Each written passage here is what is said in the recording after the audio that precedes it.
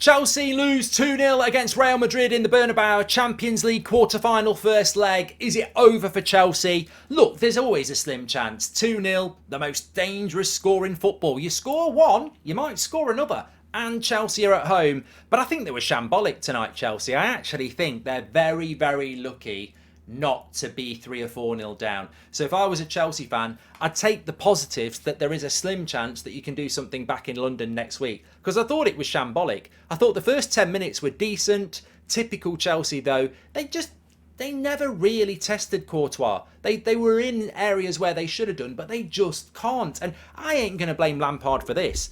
I can't blame Potter for it. I can't blame Tuchel for it. And I can't blame the Chelsea players for this.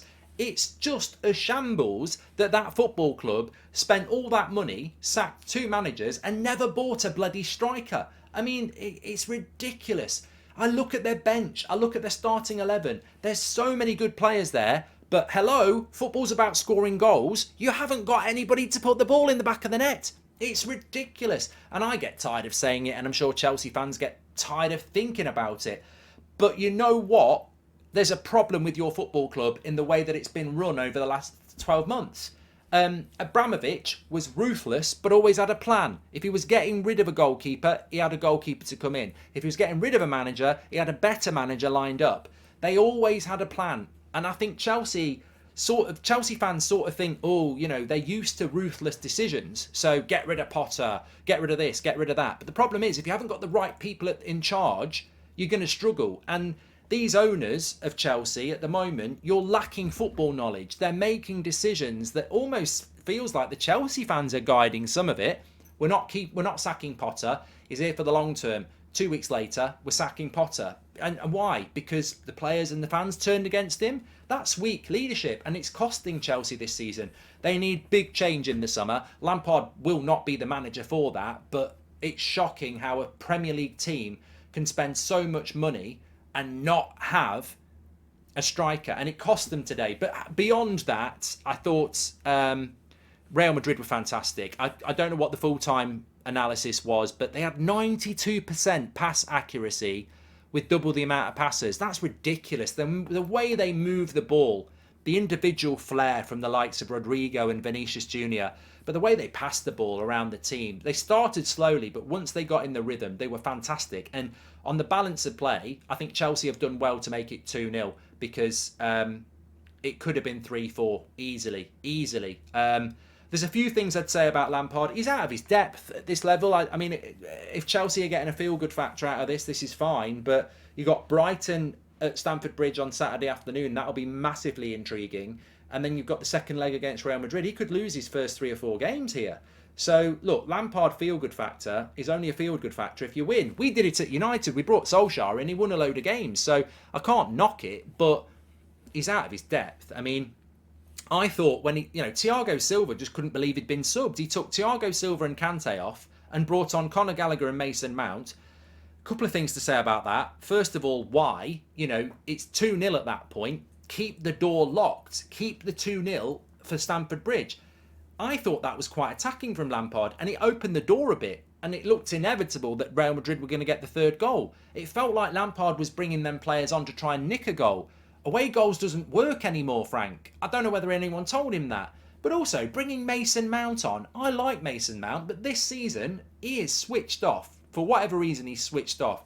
Why bring Mason Mount on in the Bernabeu when you're 2-0 down in a game where you need to be switched on? That was just a waste of a sub. Ziyech would have been better than that. So I don't know what that was all about. And I don't know why Kepa's playing in goal, by the way. Can I just ask this question? And again, Lampard's picked him, but Potter did it as well. I don't understand why Kepa is the first choice goalkeeper for Chelsea. It seems to me, and maybe I'm missing games where he plays well, but it seems to me every time I watch Chelsea, he could have done better. He could have done better. He could have done better. He's been beaten by some long shots this season. They're on the face of it, they look quite good, but I think they're savable. And I think both the goals today are savable. And let's not forget the Benzema chance at the end. What is he doing? The cross comes in and he's palming it centrally to the penalty spot. That's not how you goal keep. The first goal, he's at, as I said, he needs to do. What's he doing with his spare time? Because his wrists are weak. He needs to get on his laptop or play a bit of FIFA because he's, you know, you saw Courtois in the first half, makes a save from Sterling, strong wrists out for a corner. Shot comes in from Vinny. I know he doesn't get a full hand on it, but weak spaghetti wrists. And there's Benzema for the tap in. The second goal from Asensio, I appreciate it goes through the player, but again, I think there's a strong arm on that certain goalkeepers make. And I'm not saying he's a terrible goalkeeper, but we're talking quarterfinals of the Champions League here. I always felt Mendy was a better goalkeeper. I don't know why. Look, maybe. I don't know. I just think Kepa's not very good, and I don't know. I think he's cost Chelsea a lot of goals this season, and it's a bad combination. You've got a goalkeeper I don't really trust, and you've got a strike force that can't score. That's a recipe for disaster. And Chelsea played really well in the first 10 minutes, but as soon as Real Madrid scored, psychologically they're gone. They switch off because it's almost like they go, well, that's that then. We can't score. They've scored. Game over. They don't believe in themselves when they go behind. You saw it at the weekend against Wolves. You've seen it again tonight. Ultimately, I think 2-0 is a good score because it should have been bigger.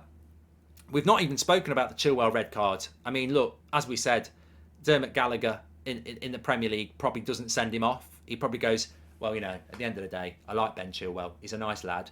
That doesn't happen in the Premier League. These Spanish referees, he's probably used Spanish to send him off as well. I mean, at the end of the day, if you know Ben, all he's doing is he knows Rodrigo's through. He knows he's going to score. And he's just celebrating with him early. Why has he got sent off? It's an injustice. I don't get it. You know, he just wants to be the first to congratulate him on a good finish. And he sent him off. There's no way he's pulling him down. But jokes aside, because you've got to joke about it, ridiculous. Ridiculous. What is Ben Chilwell doing? Rodrigo's still got a lot of work to do there. It's 1-0 to Chelsea. He's still got a lot of work to do. Don't get yourself sent off because what if the keeper saves it? Probably knows he's not going to save it because it's Kepa, to be fair. But even if Rodrigo scores, keep 11 people on the pitch. But it was weird. That could have... I mean, look, I think, as I say, Chelsea take the positives because 2-0 flattered you, really. And there's always a chance at Stamford Bridge.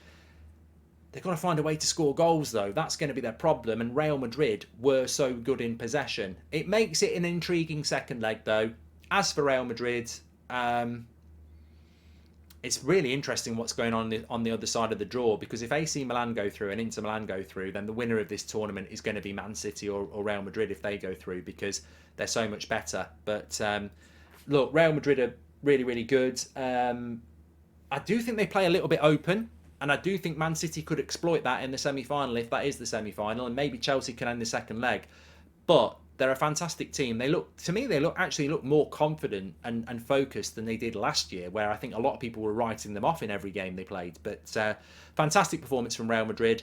The door is ajar for Chelsea, but I just do not think they've got the quality, belief to do it. And I think actually they were quite lucky tonight. Get your comments below. Smash a like on the video. Make sure you subscribe.